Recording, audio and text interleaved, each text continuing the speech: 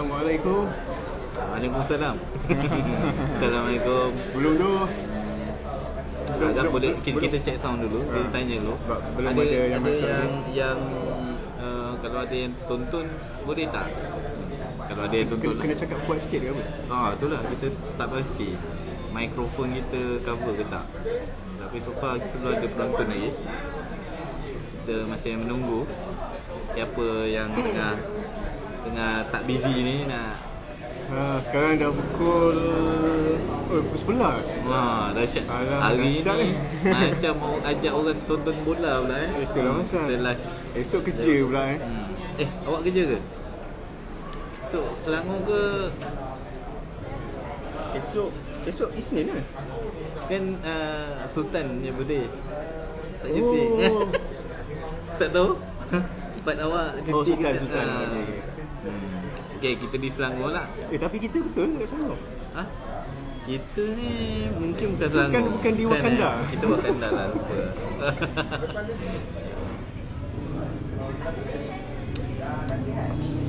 Tapi tak ada lah. Tak ada, kita tak tahu kalau kita dah sembang ni orang boleh dengar ke tidak. Orang dah start ke belum. Sekarang kita berada di ini dah macam mana nak tengok apa? Description tadi? Alamak, tak tahulah. Tak ada.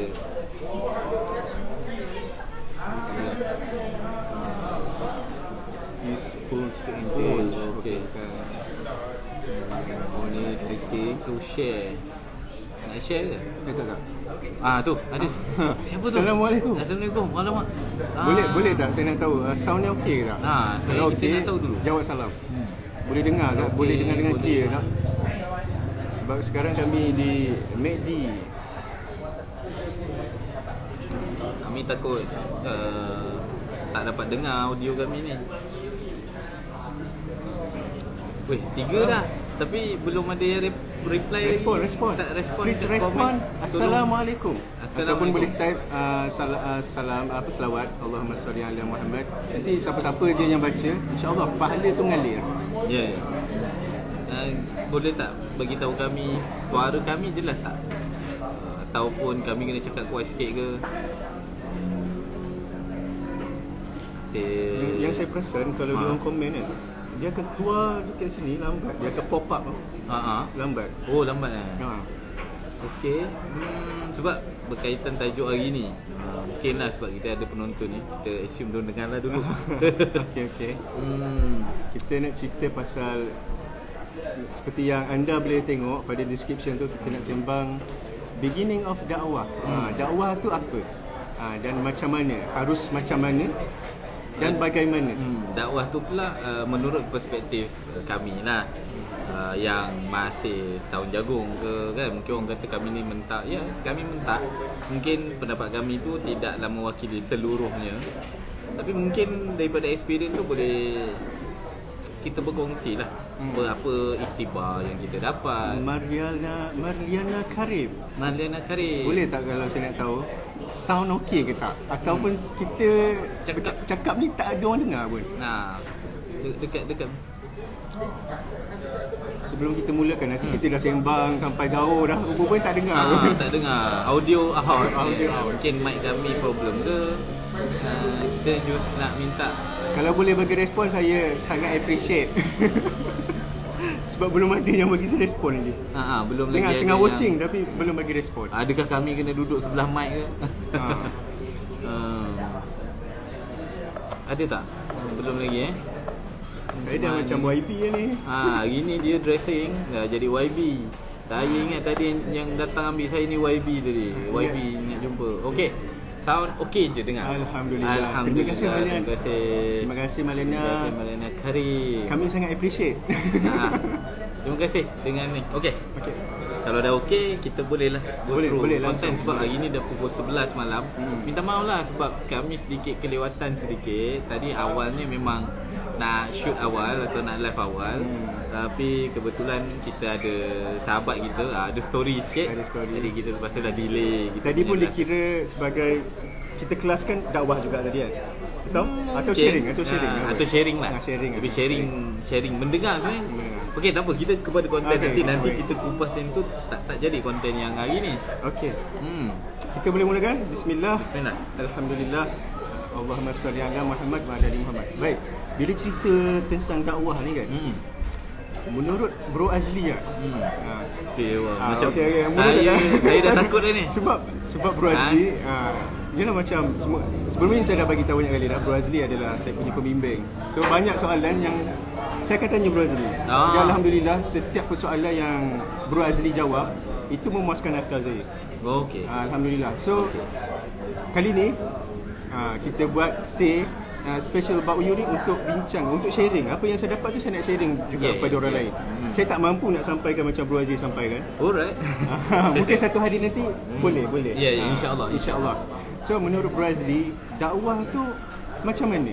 Adakah perlu join satu-satu jemaah ataupun perlu jadi ustaz dulu atau perlu sampai level tu baru boleh mula dakwah? Okey, pengertian dakwah bagi Bro Azli. Okey, bagi saya sebenarnya dakwah tu sendiri saya pun memakan masa bertahun-tahun lah mencari makna dakwah tu sendiri dan bagaimana melaksanakannya. Sebab bila sebut dakwah peribadi lah, ini saya cerita mungkin tak ikut teks, tak ikut lah skema jawapan akademik maupun kitab-kitab ulama tapi ini berdasarkan perjalanan kita mencari kehidupan ni. Dakwah tu mula saya terbayang memang macam orang tabligh lah. Macam orang memang macam tu yang maksudnya, saya kena tukar image pun dah kena tukar, kena pakai serban kan. Memang macam yang mana kita nampak keluar 3 hari lakukan aktiviti gas kan, pergi rumah ke rumah, kemudian dengar bayan ataupun memberi bayan, baru kita rasa inilah dakwah. Inilah dakwah. Jadi kita rasa dakwah ni susah. Itu dulu. Yalah, ini saya nak cerita. Dia punya journey lah, perjalanan memahami dakwah tu. Kemudian kita tengok macam susah dakwah. Lepas tu tapi keinginan, sebab dakwah ni kita rasa walaupun peribadi saya background bukan belajar agama, bahkan memahami Islam tu lewat 20-an baru saya faham Islam tu seutuhnya macam mana. Kalau tak, Islam tu sekadar macam dalam buku teks sekolah lah, sekolah menengah kan. Macam mana tu dalam buku teks sekolah? Kalau dalam buku teks sekolah ni, sebenarnya saya kenal Islam bukan di sekolah rendah. Saya mendekati Allah tu sebenarnya bukan sekolah rendah. Sekolah rendah ni sebab saya cerita sebelum ni pasal hidup saya yang kemiskinan, masalah kewangan, keluarga, masalah dalam keluarga, konflik keluarga kan, broken home lah kategori broken family. Tapi di situ saya tak ada ruang yang formal ataupun kata bimbingan yang baik lah daripada parents. Nak hantar saya mengaji pun saya tak mampu sebab tak ada duit. Nak hantar belajar mengaji pun kita tak mampu. Jadi saya memang tak mengaji. Saya belajar tu alif bata je tahu. Boleh kata macam tu. Itu belajar dengan siapa? Itu kat sekolah. Sekolah tadika tu alif bata. Tapi cara nak baca Quran tak maksudnya sampai. akses untuk dapatkan ilmu tu limit lah. Jadi bila tanya kawan-kawan, ini saya cerita ni masa sekolah rendah lah. Jadi kawan-kawan yang kadang-kadang kita tengok petang-petang kan bawa Quran pergi mengaji kan, rasa teringin nak pergi, teringin nak belajar, teringin nak jadi macam diorang kan. Tapi sebab dia tanya, macam mana kau boleh? Tapi mak aku bayar. Jadi bila dengar kita pula tahu keluarga kita tak mampu untuk belanjakan duit mengaji tu. Jadi kita hanya tengok je lah. Jadi tengok macam mana tau? Tingkap orang kan kita tengok. Tengok orang curi-curi mengaji. lah. Macam curi-curi lah. Tengok macam mana yang mengaji tu. Macam tu sekali. Jadi saya nak bagi tahu, saya memang bukan orang yang pandai dengan Al-Quran tu sendiri mengaji pun teruk. Jadi salam dari Indonesia, okey, masya-Allah. Muhammad Akbar, masya-Allah. Terima kasih Muhammad. Salam dari Malaysia. Wakanda. Wakanda. Nak sebut je lah dan nama Malaysia. Okey. Jadi okey, kita sambung. Jadi waktu tu saya tak lagi dakwah kan, jauh. Tapi kecenderungan saya pada Islam tu mulai pada saya ingat sekolah menengah umur 13 tahun, masuk kelas sains. Kebetulan Form 1? Form 1 lah. Dalam kelas sains tu, cikgu sains tu setengah jam tu dah akan cerita tentang kebesaran Allah, hubungan sains dengan Islam. Dia akan cerita. Jadi saya jadi macam kecenderungan macam terpegun macam ya Allah. macam. Bukan dalam kelas agama yang saya minat agama. Kelas sains saya Kelas minat sains agama. minat agama. Sebab ustaz cikgu sains saya tu dia banyak kaitkan Islam dengan sains, kebesaran Allah dengan sains. So dia memang nyambung. Sains dengan Islam tu dia nyambung. Dalam kelas agama saya tak minat agama. Oh, pelik pula. Macam yang tak minat tu macam berat lah nak wuduk lah apalah kan, fiqah lah. Yang kita nampak bila agama tu fiqah. Tapi kelas sains yang kita dihubungkan tu bab akidah. Jadi apa yang membuatkan saya lanjut dan masa form 1 lah saya start solat subuh. Form 1? Sebelum tu tak pernah solat. Okay. Tak belajar ke ataupun tak belum macam dia macam kita saya tinggal dulu di Johor. Johor tu ada sekolah agama juga. Saya tak sekolah agama sebab memang tak mampu kan. Jadi sekolah kebangsaan. Dan pada zaman tu sekolah kebangsaan pendidikan Islam ni darjah 4 baru masuk. Oh, darjah darjah 4 baru ada pendidikan Islam. Dan pendidikan Islam tu banyak akademik lah kan, cerita teori lah.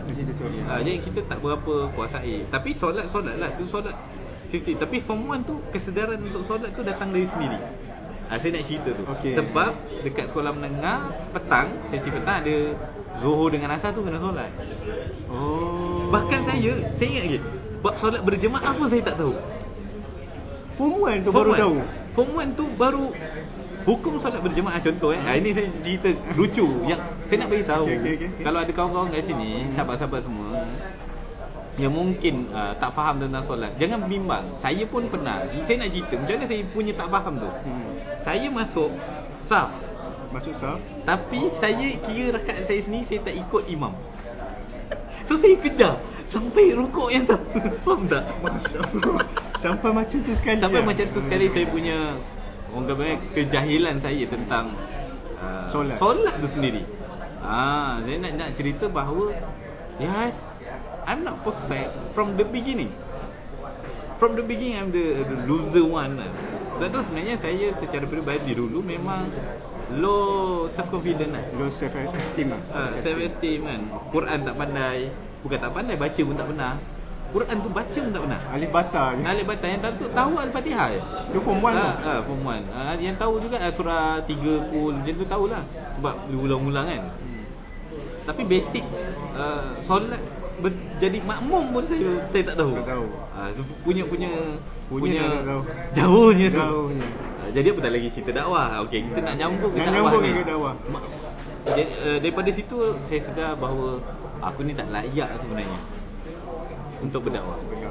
Untuk sampai ke kebaikan tu tak sampai level lagi lah. Tak sampai. Aku solat pun tak tahu macam mana aku nak sampaikan kebaikan. Tapi syukurnya adalah saya sentiasa berinteraksi dengan alam. Ketika ada masalah, saya rasa tertekan, saya akan seolah-olah saya menghadap langit dan saya bercakap. Itu yang datang psikosis tu sebenarnya yang saya cerita sebelum ni kan. Tapi saya rasa macam saya tak ada apa-apa potensi. Saya tak tahu apa. Macam seolah-olah satu benda dekat atas muka bumi saya tak tahu. Macam mana saya nak hidup?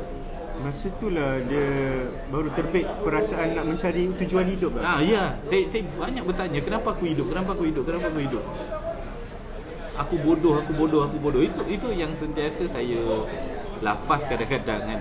Yang membuatkan kita sebenarnya memang akan tertekan lah dalam dalaman kita kan. Dan saya jadi orang yang tak banyak bercakap. Sebab apa? Bila orang tanya kita tak tahu takut kan. Jadi kita boleh diam. Okey, daripada situ form 1 kemudian saya mulai belajar solat subuh sendiri. Belajar cuba solat 5 waktu. Saya nak cerita juga sampai ke elemen dakwah. Belajar solat 5 waktu tu saya pertama kali dalam sejarah hidup saya pernah solat 5 waktu dan saya tidur dalam keadaan paling bahagia. Rasa bahagia. Masa form 1 tu lah saya dapat tidur dengan rasa paling bahagia, paling nyaman. Sebab apa? Sebab saya seolah-olah berjaya menyelesaikan sesuatu yang tak pernah saya selesaikan seumur hidup, iaitu solat 5 waktu. Tanggungjawab Padahal waktu tu saya rasa macam ni, perjuangan nak solat 5 waktu. Aku kena solat. Macam tu, berkobar-kobar menyeru diri ni supaya penuh kan. Sampai isyak tu. Bayangkan setelah solat isyak tu, saya rasa macam, ya Allah. Solat individu ke ataupun Individu. solat Individu, seorang-seorang. Bukan solat jemaah lah. Belum masa lagi tu lah. belum kenal solat jemaah. Solat jemaah dekat sekolah tu pun macam tu. Okey. Lepas tu, itu membuatkan saya rasa macam, oh inilah antara salah satu kebahagiaan yang saya tak pernah rasa. From that lah saya memperkasakan untuk menguatkan diri untuk tetap solat 5 waktu. Tapi tetaplah ada bolong-bolong. Masih jugalah kan perangai lama lah. Masih dalam proses lah. Proses. Fasa-fasa dia lah. Dan dekat situ saya belajar tentang memperbaiki diri je. Sampai sekolah tingkatan 2 dah lebih baik, tingkatan 3 lebih, tingkatan 3 alhamdulillah dah tak ada yang bolong. Maksudnya kita dah budayakan firm. Tapi baca Quran masih teruk. Tapi baca Quran saya usahakan sendiri. Maksudnya belajar sendirilah macam mana pun, tengok orang kan, dengar, dan di situlah tak boleh baca Yasin kan. Setiap Jumaat kat sekolah pagi Jumaat tu ada bacaan Yasin. Saya memang baca Yasin yang lip sync. Miming. Sorry, bukan lip sync, miming gerak mulut je. Bunyi tak ada. Itu pun pernah So kalau ada kawan-kawan kat sini, saya macam itulah. Sampailah jadi pemahaman dakwah tu memang saya masih menganggap dakwah tu macam yang tapi pada fasa tu. Sampai habis sekolah. Pada fasa tu Bro Azli dah pernah tengok tablik lah sebelum tu. Dah pernah tengok lah. Ketuk rumah sebab yang selalu engage dengan orang tablik saya. Ketuk rumah buka pintu saya sebab saya tinggal dengan keluarga kan. Family, abang-abang semua duduk dalam bilik, saya lah yang pergi buka pintu dengar. Dia ajak pergi surau pergi. Tapi tak faham apa-apa. Dan kita rasa macam, oh inilah dakwah. Oh kalau dakwah ni begini. Sampailah habis sekolah, tamat sekolah, saya belum faham apa tu dakwah. Tapi saya cuma faham berbagi kebahagiaan. Kita sebab saya rasa nikmat solat tu ketika saya form 1 tu lah saya belajar. Dan saya tahu saya tak pandai baca Quran. Tapi tak membuatkan saya tu rasa macam baik untuk sendiri je lah. Maksudnya kebetulan kita pula dikelilingi orang yang lagi teruk daripada kita kan? Jadi kita antara orang paling baik dekat situ. Maksudnya circle Bro Azli dulu pun teruk lah. Teruk lah, sangat teruk lah. Orang tak solat tu biasa, orang yang solat tu luar biasa. Macam tu. Kira makam tinggi lah tu kalau solat lah. Jadi kau ni solat rajin kan. Tapi orang ingat kita tahu semua benda. Padahal kita je tahu diri kita. Kita cuma boleh jaga solat je. Waktu tu boleh jaga solat, boleh jaga puasa. Tu je yang saya rasa saya mampu buat untuk contribute pada agama Allah. Dan waktu tu lah saya berinteraksi dengan sahabat saya Rizwan, ingat lagi itulah waktunya Rizwan tu yang mencetuskan saya untuk mencari jawapan soalan dia yang tak mampu saya jawab. Itu lepas sekolah kan? Itu after sekolah. Dia masuk IPT lah? Belum, masa tu tengah kerja lepas SPM. Oh, sementara menunggu panggilan IPT. Masa tu tengah menunggu. Kebetulan kawan-kawan masa tu stres juga. Kawan-kawan dah masuk, kita tak masuk-masuk kan. Jadi saya tak masuk ke IPTA, saya masuk IPTS lah. Sebab IPTS swasta. Tak dapat ya sedih. Sama-sama sedih tu. Tapi bersyukurnya IPTS tu bermakna besar pada saya. Jadi kan kalau orang lain mungkin IPTA tapi IPTS tu sebab saya dapat marah. So banyaklah benda yang advantage juga sebenarnya saya dapat. Intinya setelah saya jumpa Rizwan tu, dia tanya soalan yang saya tak mampu jawab. Yang saya kira, saya ingat saya dah dapat jawapan sebab saya belajar dengan Cikgu Sain masa form 1 tu. Oh, ingat itulah jawapan dia. Ingat tu. Tapi rupanya dia ada jawapan soalan yang lagi berat yang saya pun tak tahu. Tapi saya rasa, saya yakin Allah mesti ada jawapan. Sebab saya cuma yakin yakin. Saya tahu. Saya yakin, saya dah cari, saya dah kelana. Maksudnya kita dah buat penilaian, dah buat uji kaji. Mustahil Allah tu tak tahu. Tapi apa, tak ada. Kita macam question mark lah. So struggle juga. Masuk IPTS, saya bawa tu soalan tu dalam diri saya. Maksudnya saya ibaratkan saya wakil kepada Rizwan ni untuk tanya kat semua orang soalan tu. Okey, yang Rizwan tu mungkin sebelum ni ada yang belum tahu, Rizwan tu dia meninggal lah sebab OD, overdoses. Overdosis. Sebab nak cari jawapan, tak jumpa jawapan. Dia tak jumpa jawapan. Tuhan tu ada. Kedua, mungkin dia kata Tuhan tu ada, tapi Tuhan tu tak seperti mana yang kita fahami. Tuhan tu Maha Pengasih. Bagi dia agnostik lah. Tuhan tu ada, tapi Tuhan tu tak buat apa-apa atas muka bumi. Tak ada hubungan dengan kita, dengan manusia. Jadi dia stress, dia frustrated, dan itulah terjadi pada dia. Dan akibat tu saya sedar aku tak nak ada one yang kedua. Jadi saya lah ambil rasanya macam amanah untuk saya cari jawapan. Dan saya rasa tu signal dari Allah SWT sebenarnya, untuk saya jangan rasa selesa dengan kau dah beramal sekarang. Saya rasa tu message yang Allah hantar pada saya, yang saya terasa sangat, iaitu jangan kau rasa selesa yang kau dah solat, kau dah puasa, kau dah cukup baik. Masa tu dah boleh mengaji dah? Belum lagi. Belum. Tapi saya fikir juga macam mana. Di IPTS tu lah saya banyak berinteraksi dengan, kebetulan ada ustaz yang bagi kuliah kan. Jadi bagi apa orang kata, ada jemaah surau. Jadi kat situlah saya mulai faham tentang solat tadi, macam mana nak ikut imam pun semua di IPTS tu lah. IPTS? Maksudnya sebelum tu Bro Azli solat individu lah? Memang individu. Banyak individu. Yang pergi solat berjemaah tu solat Jumaat je, dengan solat hari raya. Tapi solat Jumaat boleh pula follow? Boleh follow lah? Sebab dia sekali. Ini kes kalau kita masbuk. Masbuk saya memang feel macam mana nak buat tu. Jadi di IPTS tu lah saya belajar, dapat macam ada program khas untuk betulkan solat kan. Di situlah saya baru tahu.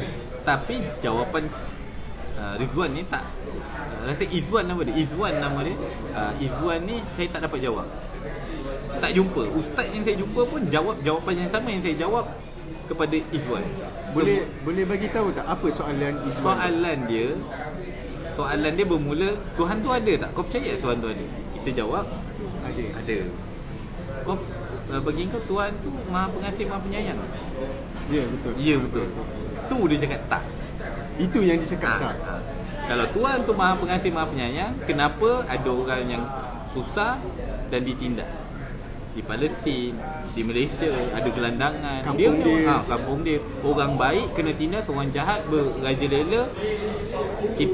Saya pernah cakap, tapi mungkin nanti anak-anak dia. Lepas tu dia cakap anak-anak dia okey, bahkan lagi bahagia.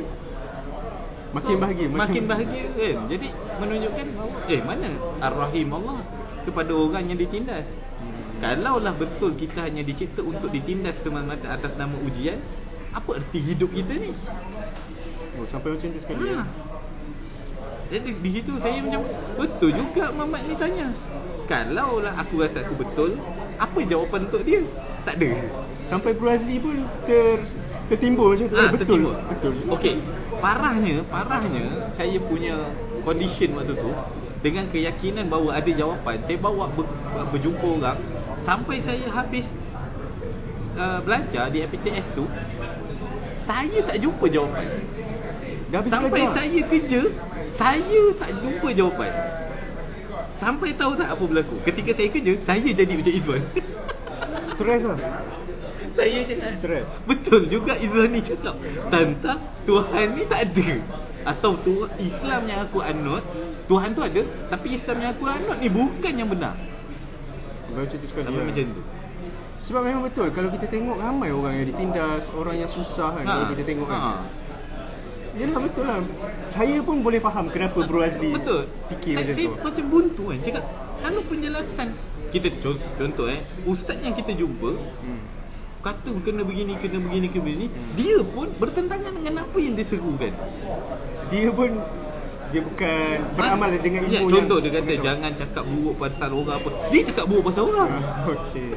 Itu yang buat kita bingung lah. Jadi yang follow kita siapa tak tahu. Macam mana ni? Dia kata tak boleh, dia pun buat. Habis tu aku betul lagi. Dia amal, solat tak tinggal. Baca Quran, hafal hadis. So saya belajar Quran pun di IPTS tu lah. Saya start sebenarnya ada cerita saya start baca Quran tu macam mana. Awalnya sebenarnya ketika IPTS tu ada kisah tragik, mungkin saya tak cerita kat sini. Cuma kawan saya bagi saya satu buku Yasin. Dia kata kau baca lah. Aku tak pandai baca juga, tapi aku rasa kau lagi Pandai. kau lagi bagus. Sebab dia Dia tengok bagi Quran buku solat Yasin lah. tu. Dia tak solat betul. Dia tak solat. Dululah sekarang dah alhamdulillah. Dia bagi saya buku Yasin tu. Saya baca sampai 2 jam setengah nak habis satu Yasin. 2 jam setengah. Cakap tak apalah, saya struggle. Saya betulkan bacaan Yasin tu bila saya ada kami malam Jumaat. Baru kita dengar jadi baca dia ramai-ramai, balik. ramai-ramai. Bayangkan kami malam Jumaat tu baca dekat surau. Balik daripada surau saya baca lagi sekali. Tapi alhamdulillah Allah bagi macam taufik, kekuatan untuk Bro Azli tu untuk belajar. Ya betul. Sebab kalaulah kita betul-betul nak waktu tu jugalah mungkin niat dalam hati dengan kita berusaha tu mungkin Allah bagi jawapan-jawapan pada kita kan. Dan bagi saya sebenarnya saya berada di IPTS tu pun saya rasa petunjuk Allah tu terlalu banyak memberi pertolongan pada saya. Saya masuk IPTS pun bukan senang dan banyak kali saya akan di-expel, dikeluarkan, tapi akhirnya Allah beri izin untuk saya teruskan dan saya tahu tu bukan datang dari manusia pertolongan tu. Itu datang daripada kuasa lain. So daripada situlah saya rasa mustahil saya abaikan. Saya tak malas-malas untuk mengkaji Al-Quran. Itulah antara motivasi dia. Jadi saya paksa diri saya walaupun penat. Walaupun kadang-kadang sebenarnya nak give up dah, tapi saya paksa. Allah dah bagi kau macam-macam, Allah dah bagi kau macam-macam. Macam itulah. Tapi jawapan Izwan tak terjawab juga. Sampai umur tu 21, 22. Waktu tu okey dalam IPTS tu habis IPTS tu dalam 22 lah habis IPTS. Saya kerja. Dalam soalan Izwan tu tak dapat jawab. Okey, ada satu insiden yang membunuh jiwa saya sebenarnya, ataupun yang betul-betul macam seolah-olah reminder. Waktu tu saya dah rasa macam tak apalah, aku tak dapat soalan Izwan tu, mungkin si Izwan tu memang salah lah, memang betul lah ustaz-ustaz ni cakap, yang aku cakap tu betul, Izwan tu salah. Kemudian ada satu hari lepas asar, saya ingat lagi, saya lepas solat asar di surau, ada seorang African student datang masuk surau bersama dengan seorang Chinese daripada China, student juga. Yang minta tolong saya terangkan Islam kepada budak China tu. So African tu Muslim. Orang Cina tu bukan Muslim. Cina tu saya percaya dia komunis. Okey, dia komunis lah, pemahaman dia, ideologi. Dan dia bagi soalan yang padu gila pada saya sehingga saya tak boleh jawab, sehingga saya emosi. Biasa komunis ni atheist kan? Dia tak percaya Tuhan dan dia sangat against pada kepercayaan kepada Tuhan. Dia anggap itu candu kan? Candu. Jadi soalan sampai dia marah tu saya marah yang dia mempertikaikan kebenaran Islam lah. Kita marah sebab dia menghina Islam. Tapi saya tak boleh jawab soalan dia. Jadi nampak dalam perdebatan tu dia menang. Memang dia menang. Waktu setelah selesai tu saya cakap dengan diri saya. Kat situ saya jadi saya dah nak masuk dekat Izwan tu. Okey. Saya rasa macam ada yang tak betul ni, ada yang tak betul. Saya rasa macam Islam aku ni ada yang tak betul. Adakah Islam ni yang salah atau aku yang salah? Kat situ saya dah mulalah 50-50 gitu kan. Tapi solat tetap solat, cuma keyakinan dalam hati tu dah tak keruan. Maksudnya entahlah macam tu kan. Tak ada jawapan yang pasti. Di situlah mulai saya mencari jawapan secara serius, tengok kajian-kajian, pergi usrah, parti politik yang berasaskan Islam pun ada, grup tarikat kau, dengarlah semua penjelasan, cubalah. Dah mula journey tu. Journey masuk sana masuk sini sampai saya jumpa satu kajian yang menjawab soalan-soalan saya. Bukan inti saya nak cerita kajian siapa, tapi apa yang dijawab.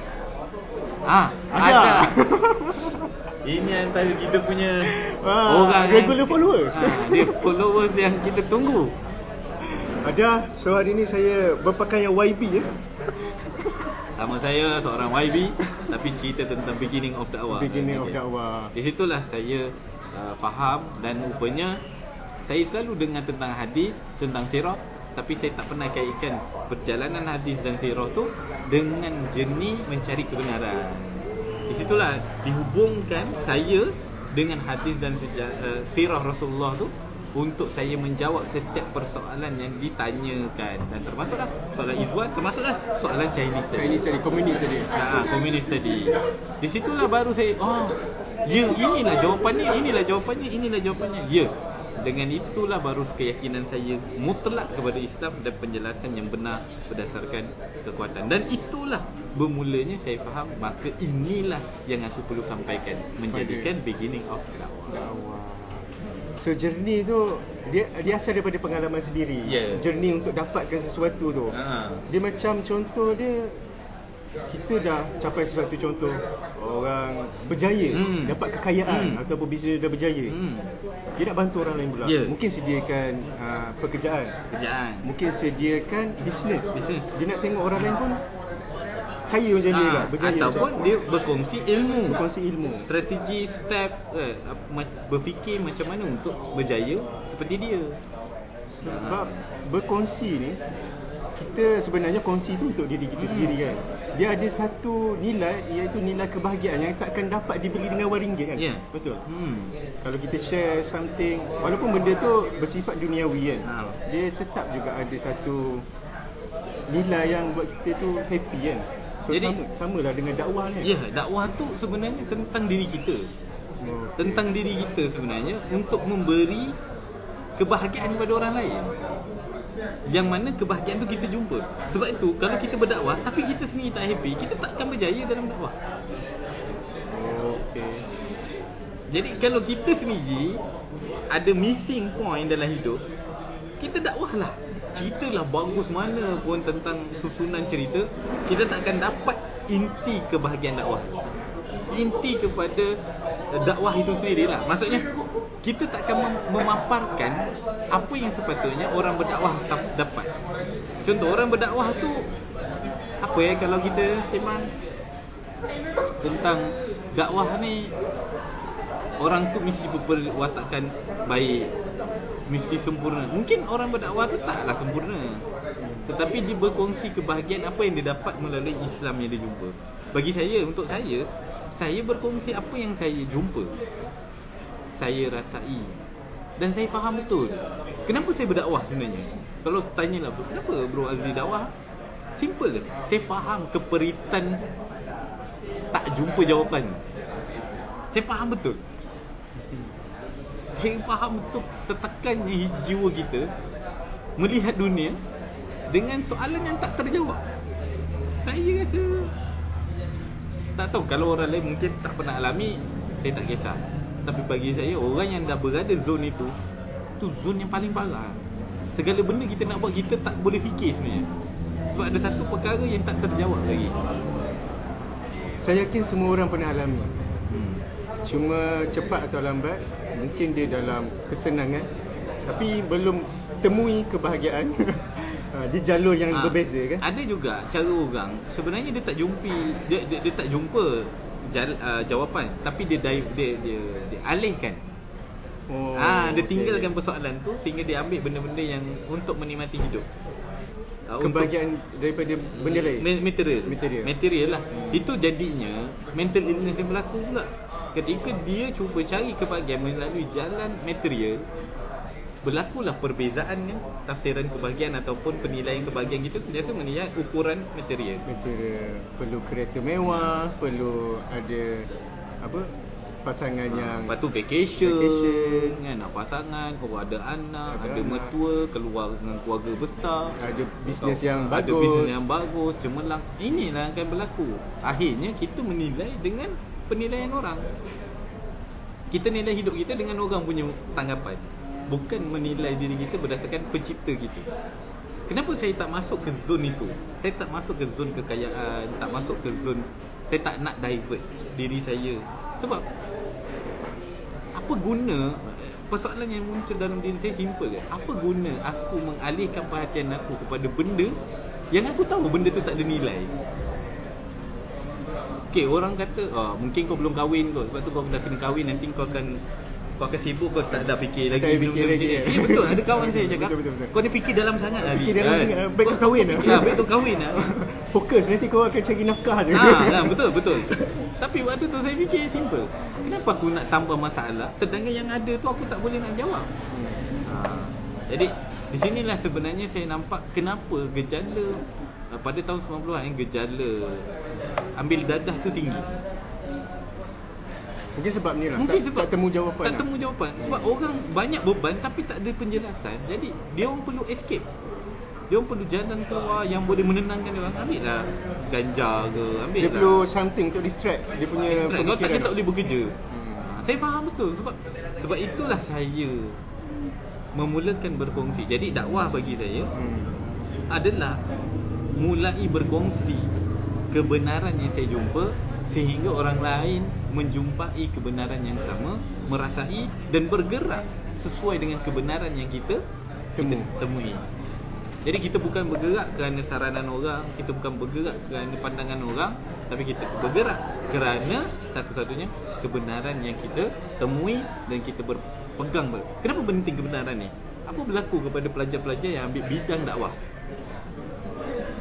Adakah dia grad dia berdakwah? Saya jujur cakap lah, ini yang saya tengok lah. Mungkin ada yang bila dia grad, dia sepatutnya mungkin dia nak mengajar tapi tak ada kekosongan kat situ. Apa yang berlaku?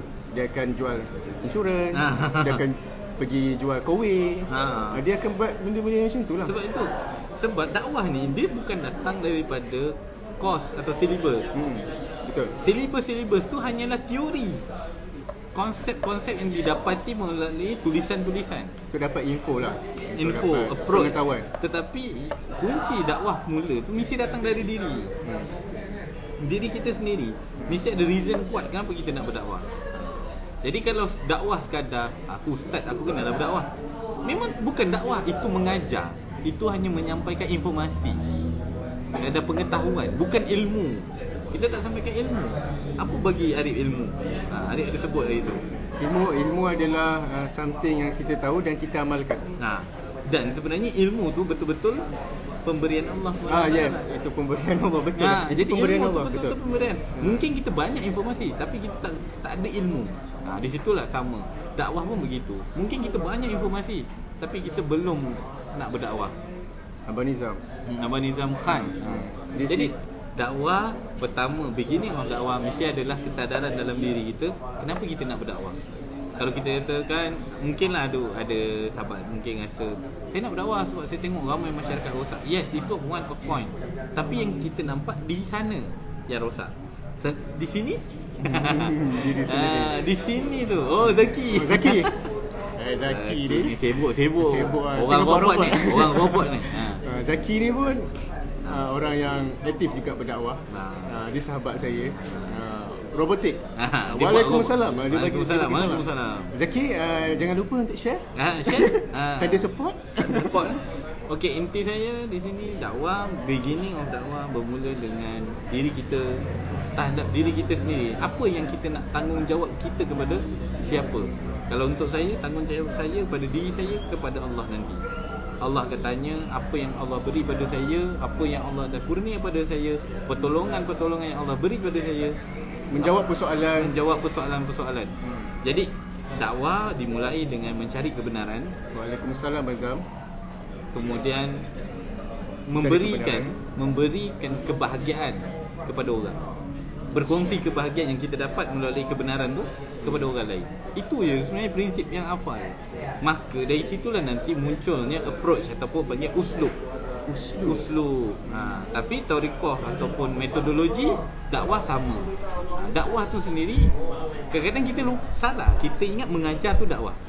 Mengajar yang di mimbar. Contoh, di mimbar mengajar fiqh itu dakwah. Mengajar itu bukan dakwah. Itu ta'lim. Taklim ni mengajar lah. Orang tak tahu kepada tahu macam mana. Tapi dakwah tu lebih atas lagi. Okey, dakwah tu lebih atas. Saya pernah dengar Kiai Hafiz Abdul Rahman pernah menyampaikan tentang penjelasan surah A'raf ayat 9 ayat 11. Ayat 11. Surah A'raf ayat 11 yang berbunyi boleh tukar ataupun beras ringgit. Apa tu sungguhnya Allah tidak akan mengubah. Mengubah satu kaum sebelum kita mengubah anfusihim kan. Innallaha la yughayyiru biqaumin hatta yughayyiru bi anfusihim. Apa maksud dia? Allah tak akan ubah satu kaum sebelum apa yang ada pada dirinya diubah dulu. Kita ubah dulu apa dari diri. Kalau kita meneliti terhadap diri kita, apa yang betul-betul yang kita miliki dalam diri kita? Yang betul-betul ada. Yang betul-betul kita yang tentukan benda tu. Tak ada campur tangan luar. Pilihan apa? Okay, kita pergi satu-satu kita pergi satu-satu mata, organ. Kita yang tentukan ke sesuatu yang lain yang banyak menentukan? Sesuatu yang lain. Contoh mata kita sihat tak sihat, ada pengaruh lain. Jantung kita lah sebenarnya berdetak dengan berhenti, itu luar daripada kemampuan kita punya kemampuan, betul-betul. Okey, jadi itu bukan yang betul-betul kita miliki. Naluri. Okey, tadi jasmani. Okey, naluri. Naluri tu betul-betul kita kontrol ke atau ada pengaruh luar je? Ada pengaruh luar ada yang pengaruh trigger. luar. Contoh kita suka dengan perempuan ke, kita tertarik pada barang ke, itu naluri yang kadang-kadang kita tak boleh kawal. Tapi ada satu benda pada diri kita yang kita betul-betul boleh kawal. Apa tu? Fikiran. Fikiran? Fikiran sebenarnya yang kita tentukan. Kita nak fikir tentang apa? Pemikiran kita nak polakan ke mana? Sebenarnya itulah anfusihim yang Allah sebut tu. Saya ketika meneliti, apa yang anfusihim? Apa yang dalam kawalan tu? Yang betul-betul yang kita kawal, yang kita miliki, yang Allah beri kebebasan pada kita tentukan apa saja, adalah fikiran kita. Jadi, Kiai Hafiz Abdul Rahman sebut bahawa anfusihim tu adalah pemikiran kita. Mengubah pemikiran itulah kunci perubahan. Mengubah Kunci perubahan yang Allah akan ubah pemikiran kita, fikiran kita, perkara yang kita ingin fikir, di situlah Allah akan ubah. Kalau tak nak ubah pemikiran, Allah takkan ubah. Bila saya tengok, bila Bro Azri bagi tahu yang kita tu boleh ubah fikiran kita, untuk setengah orang dia mencabar lah nak ubah tu. Dia bukan mudah macam tu, boleh macam tu. Memang je. betul. So apa yang Bro Azri buat untuk terus fokus? Contoh nak fokus pada dakwah, okey, fokus dakwah je. Dia akan distract benda-benda lain tak? Dia akan datang benda-benda cabaran-cabaran lain untuk distract kita untuk daripada lari fokus. Okay. Apa yang Bro Azli buat? Untuk kita tak lari fokus, pemikiran kita tu kena sentiasa di-refresh. Di-refresh dengan idrak silabillah, hubungan kita dengan Allah. Maksudnya mengulang pemikiran kita, aku buat ni kenapa? Kenapa aku buat ni? Kenapa aku buat ni? Kau nak apa daripada sini? Itu kan pemikiran kita. Belum tindakan saya lagi. Tak masuk pun tindakan. Saya hanya menguji pemikiran saya, apa yang saya ingin raih daripada perbuatan ini. Padahal belum buat lagi. So niat tu Yes, innamal a'malu binniyat. Sebenarnya di situlah hubungannya. Jadi untuk saya kekal istiqamah, bahkan kan kadang-kadang kita ada rasa malas, ataupun kadang-kadang kita rasa penat. Kita rasa macam tak larat lah. Ya macam hari ni. Sebenarnya hari ni saya tak larat sebenarnya. Kita tadi cerita tadi dengan Arif, saya sebenarnya tak larat hari ni. Tapi kalau saya tak paksakan diri saya untuk live juga, saya akan ada alasan seterusnya. Sebab ingat, tadi kita pun ada cerita, di dalam kita menuju ketaatan, ada tak yang memusuhi kita menuju ketaatan dia? Ada. Yang pertama, raja kepada kemaksiatan, yang betul-betul membangkangi Allah dari segi hal penciptaan kita, Iblis. Dan Iblis tidak sendirian dalam melakukan kerja penyesatan dan penyimpangan. Ada tentera koncu-koncu dia, syaitan. Dan syaitan pula ada dua kategori. Kategori jin yang tak nampak, yang mungkin bisik-bisik je, dan ada satu lagi syaitan manusia. Jadi syaitan manusia ni yang sebenarnya lebih banyak dominan dibanding yang kategori kedua. Di sinilah sebenarnya memang penting untuk kita sentiasa mengulang refresh fikiran kita terhadap apa yang kita ingin buat kepada tujuan yang sebenar. Di sinilah disebut nanti hubungan kita memahami Kenapa kita sentiasa fikir benda tu? Walaupun kadang-kadang ada orang yang dah tahu dah. Kita tanya, dia boleh jelaskan, tapi tindakan dia tak seperti apa yang dia jelaskan. Dia tak selari lah. Maksudnya, contoh kita tanya, kenapa kau Islam? Islam ni betul tak? Betul. Solat tak? Tapi dia tak solat. Solat wajib. Puasa bulan Ramadan wajib, tapi tak puasa.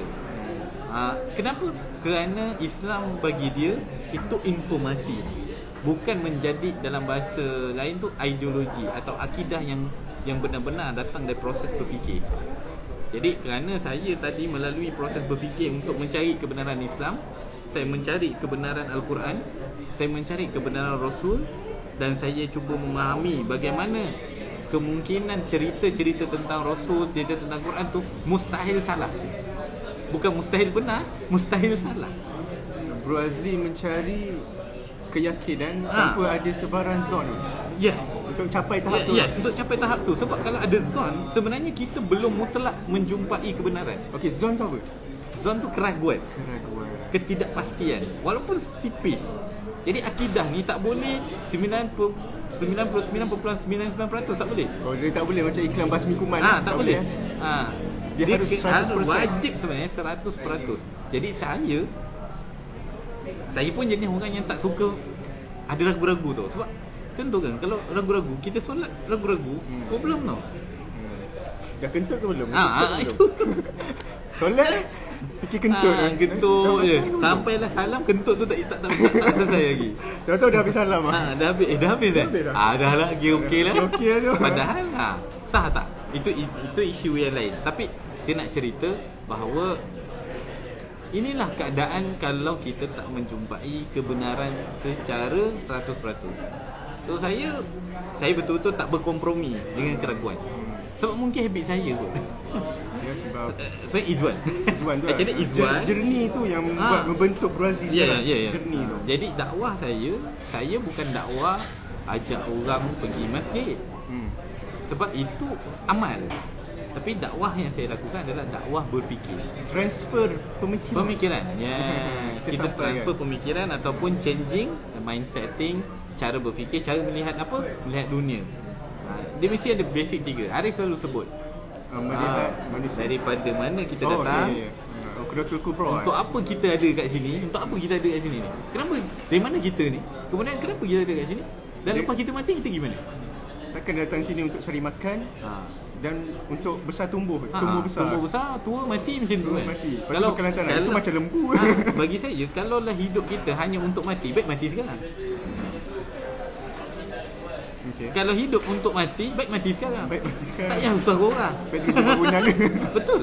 Itu sebabnya orang rela tujuan bangunan. Betul. Itu sebab tak jumpa jawapan lah. Sebab dia dah tak tahu untuk apa dia hidup lagi. Betul. Nampak? Itu kan bertentangan nanti. Kalau di dalam Islam, barulah bertentangan dengan hukum perintah Allah SWT, larangan-larangan perkara-perkara tadi.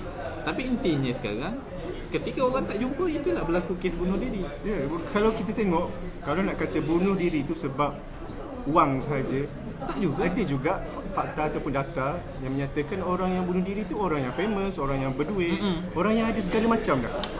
Contoh seperti yang berlaku di Korea, ketua pada Hyundai yang bunuh diri, CEO Hyundai.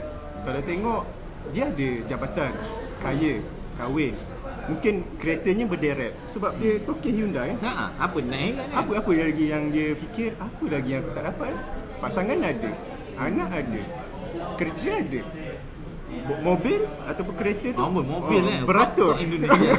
Beratur. Mungkin ada something yang tak buat lagi, iaitu mati. Mungkin itu cara dia fikir. Saya sendiri pernah pada zone tu.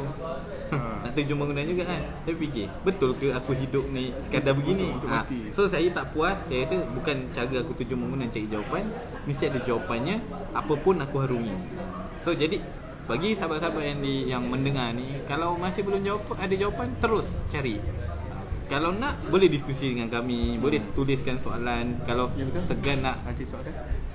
Kalau sharing knowledge robot kepada orang tu dikira dakwah tak? Amboi, orang robot. Cerita robot. Okay. Itu yang sekali lagi kita nak sampaikan, yang dakwah tu variety orang kan. Variasi orang, bukan kena latar belakang tu mesti ustaz, bukan. Bukan. Yang pertama. Itu yang pertama. Kedua, sharing robot. Robot tu adakah tentang pemikiran tentang kehidupan kita? Kalau belum masuk level itu, maka itu hanya berkongsi informasi, pengetahuan tentang robot. Jadi robot tu alat yang dikongsikan, tu tak masuk dakwah lah. So dakwah simple je sebenarnya.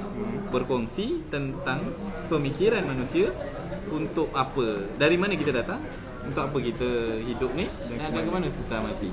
Itulah asas kepada dakwah. So kalau ada hubungan robot dengan 3 benda ni, dakwah lah jadinya. Contohnya, boleh bagi contoh. boleh bagi okey. Contoh cerita robot, tapi kita cerita bagaimana kompleksiti robot yang rumit itu kita dah rasa pening kepala dan kita compare dengan manusia. Penciptaan manusia lebih rumit dan pasti yang menciptakan tu lebih hebat daripada yang mencipta robot. Yang maha rumit ni. Kan macam mana saraf, yang mana robot tu perlu ada wire connect sana sini, jaringan ni, network sini, nak kena buat coding. Macam mana otak tu berfungsi, macam mana prosesor berfungsi. Bahkan otak tu lebih. Itu baru masuk level dakwah. Jadi dakwah tu berkisar dan berputar kepada hal pemikiran sebenarnya. Seperti ayat tadi, surah Al-A'raf ayat 11 tadi. Mesti anfusihim tu yang ada pada diri manusia, betul-betul manusia kuasai adalah pemikiran dia. Sebab organ tubuh, naluri itu semua alat untuk manusia tu berfikir. Akal tu nak menyimpulkan masalah. Baca indera. Otak untuk simpan informasi. Lepas tu sama ada benda tu nyata ataupun imajinasi kan. Itu salah tu. Itu salah. Okey, yang pertama mesti ada panca indera. Yang kedua otak untuk simpan informasi. Kemudian ada maklumat ataupun ilmu pengetahuan. Dan juga realiti. Realiti. Itu yang saya nak masukkan tadi, realiti yang apa tu? Imajinasi atau realiti. Tapi sebenarnya realiti. Maka kalau salah satu daripada 3 komponen ni, 4 komponen lah. 4 komponen ni missing, tak tercapai. Contoh realitinya tak ada, tapi informasi je ada. Maka itu bukan berfikir, itu imajinasi.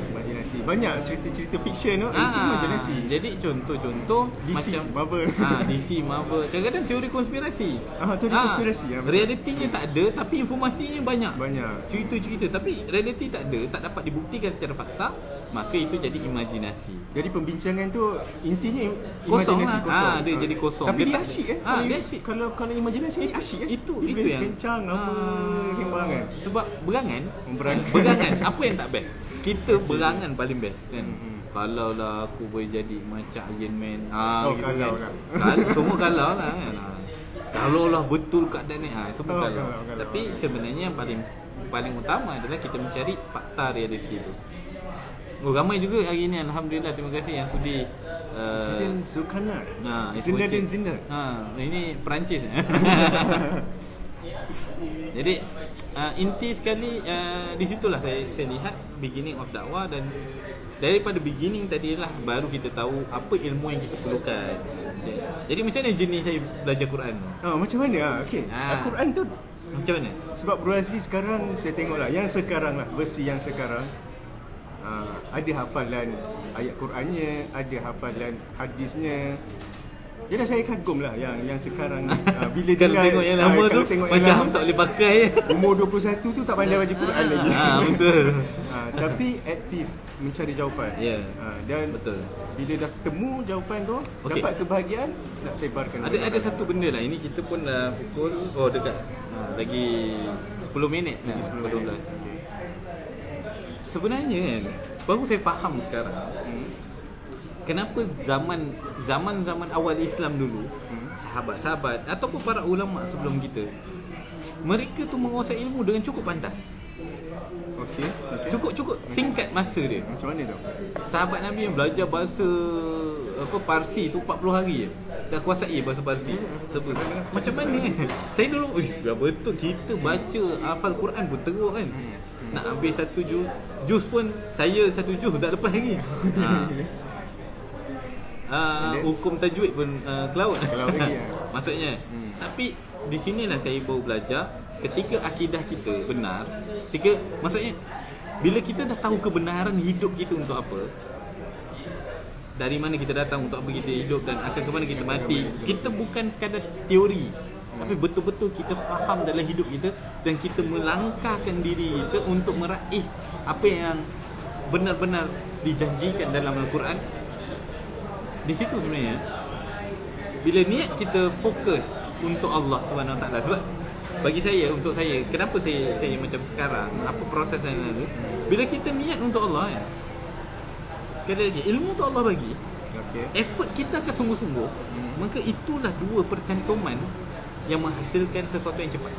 Ilmu Allah bagi, taufik tu pun Allah bagi kan? Taufik memang Allah bagi, tapi effort mesti datang. Effort tu mesti So datang dari kita. taufik ke ilmu ke apa bentuk pertolongan Allah tu datang dari Allah. Effort kita, maka hasilnya akan cepat. Itu yang Tapi boleh kalau apa? kita tengok kita hari ni, kita fokus dekat usaha kita, tapi sebenarnya hubungan kita dengan Allah untuk kenapa? Contoh, ilmu kita baca Quran untuk apa? Untuk apa kita baca Quran? Untuk apa Untuk Rata-rata rakyat orang Malaysia kalau belajar Quran tu untuk apa? Pergi mengaji untuk apa? mungkin. Yang ada sijil lah.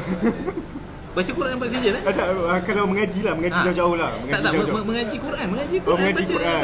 baca Quran. Untuk jadikan ibadah lah. Itu dia. Itu yang jadi terhad. Okey, terhad tu kat mana? Ibadah? Sebab dia sekadar ibadah baca Quran. Faham? Tapi kalau orang jadikan Quran untuk diamal, untuk dipakai, untuk dibawa kepada orang lain kan level dia. Dia punya visi tu jauh.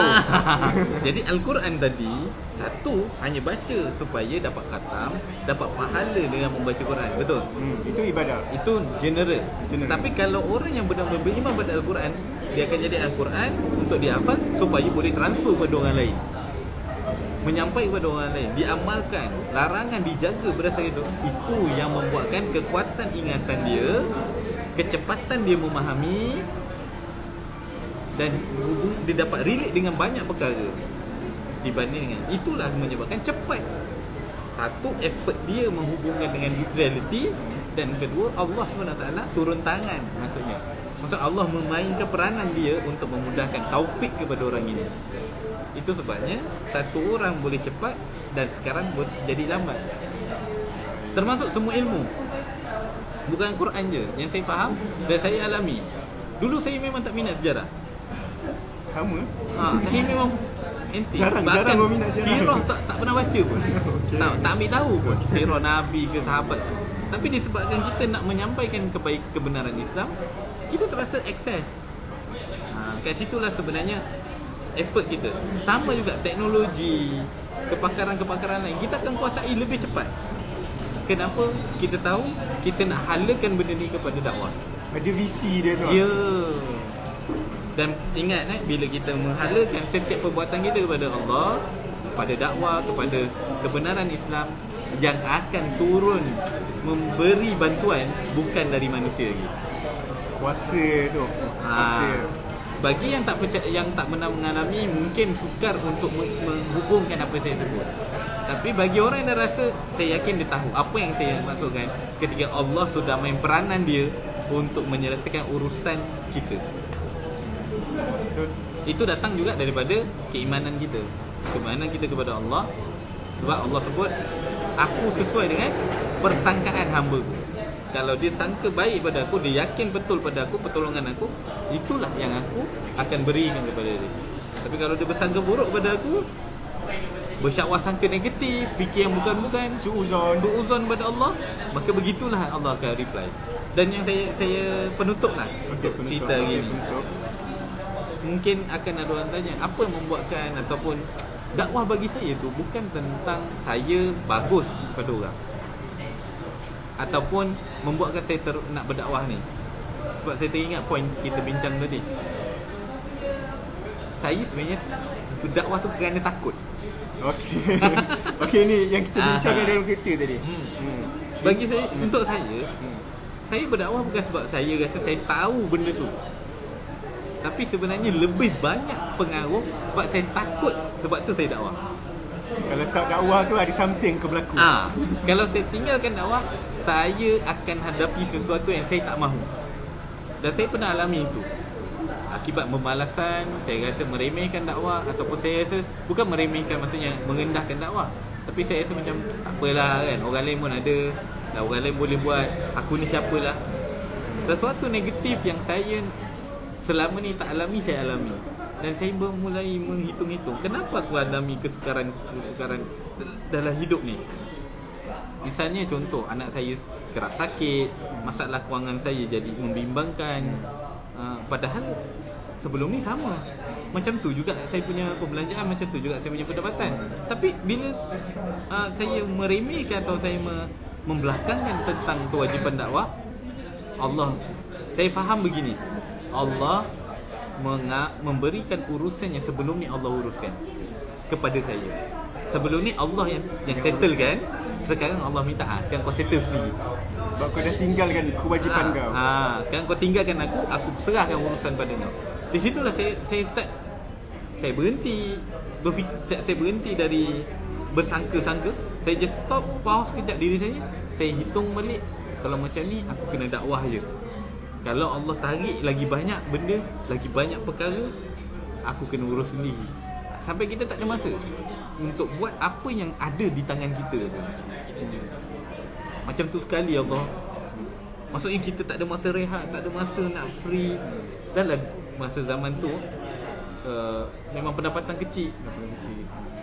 Jadi bagi saya, daripada aku kena sakit di situ, lebih baik aku sakit-sakit untuk dakwah dibanding aku sakit kerana meninggalkan dakwah. Dan yang magicnya bila Bro Azli berpindah untuk sakit di bahagian dakwah, Allah automatik uruskan. Ya, itu yang saya katakan dengan Arif tadi.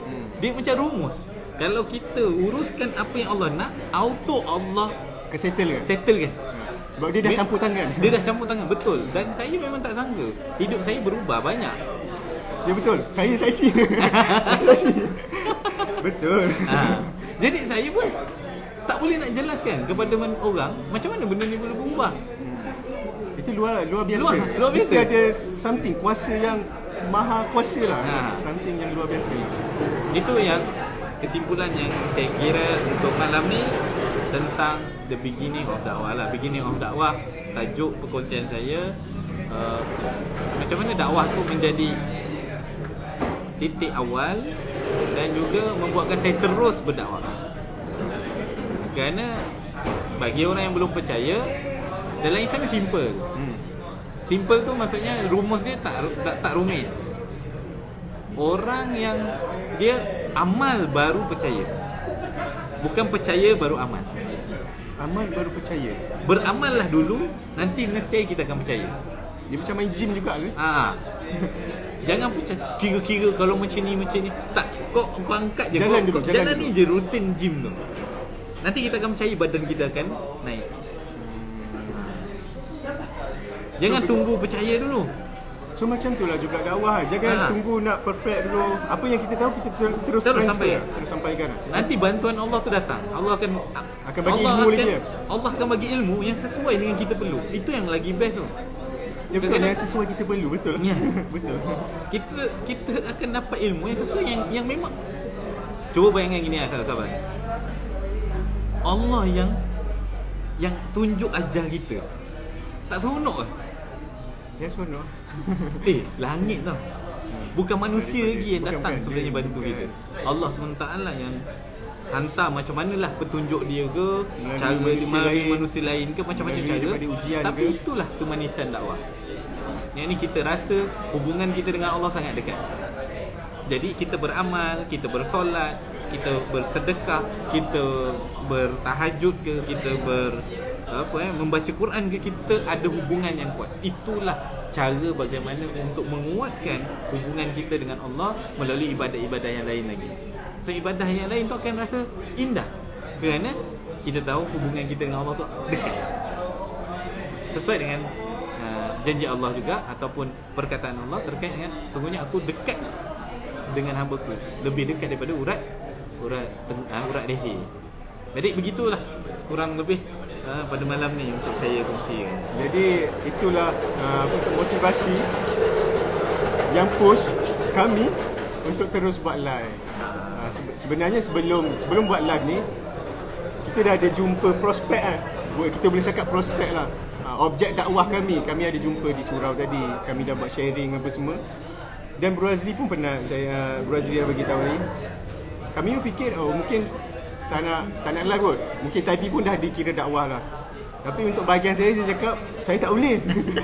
Sebab nanti mungkin something ada berlaku pula kat saya. Bro Azli dah lepas. Dia takut. Jadi dia paksa saya join ni. Okay. Tapi saya pun tak rugi apa-apa, tak apalah kan. Untuk selamatkan YB saya ni. YB, kenapa lebah YB. Sebab dan terima kasih saya ucapkan kepada Bro Azli sebab luangkan masa. Ya. Luangkan masa. Ini untuk dakwah, dakwah. Saya dah sebelum saya tekan live tadi, saya dah bagi tahu Bro Azli, dah bagi tahu diri saya sendiri, niat untuk Allah. Bukan untuk meraih followers apa semua sebab bila saya dah start buat live ni ada something good yang happen to me. Dan saya dapat rasa benda tu dan harus saya teruskan lah. Saya ingat saya tak nak tinggalkan lah live ni. Mungkin rutin lah. Kita kena usahakan. Kena usahakan walaupun view dia tak tinggi lah apa semua. At least kita orang at least untuk Allah. Ya. Untuk Allah. Semoga apa yang kami berkongsi ni adalah kebaikan untuk sahabat-sahabat tu dapat mungkin mencari petunjuk ke. Kami bukan perfect Kami bukan perfect. Dengar kalau tak percaya rewind balik tengok cerita saya dari awal. Dia tak cerita part saya ni. Dia nanti mungkin lah kalau bagi kawan-kawan semua yang ada, sahabat-sahabat semua yang nak request kisah Arif pula. Boleh. Tolonglah. Asyik cerita saya daripada minggu lepas asyik kisah saya. Sebab kisah saya tu dia tragis. Orang biasa tragis ni view lagi tinggi. View lagi tinggi. Kalau ada yang ingin dengar kisah Arif pula, macam mana Arif start nak masuk ke dalam ataupun journey Arif lah, perjalanan dia. Mungkin untuk kita lebih kenal, kawan-kawan semua nak kenal macam mana Arif punya perjalanan tragik macam saya ke. Sebab saya ni banyak berahsia. Betul. Dan kalau saya start, saya akan hilangkan diri.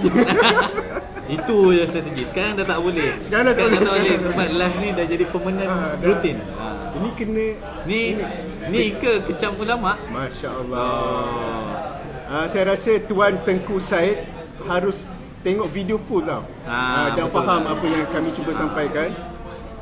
Kami buat live ni tidak lain tidak bukan, niat kami hanya untuk mengajak manusia untuk cinta akan Allah dan Rasul. Tidak lain dan tidak bukan, bukan untuk menyebar kebencian, bukan untuk menyebar resis, bukan untuk menyebar tentang keburukan-keburukan, bukan. Kami lillahi ta'ala buat live ni untuk meraih redha Allah dan mengajak manusia untuk cinta pada Allah dan Rasul. Itu saja.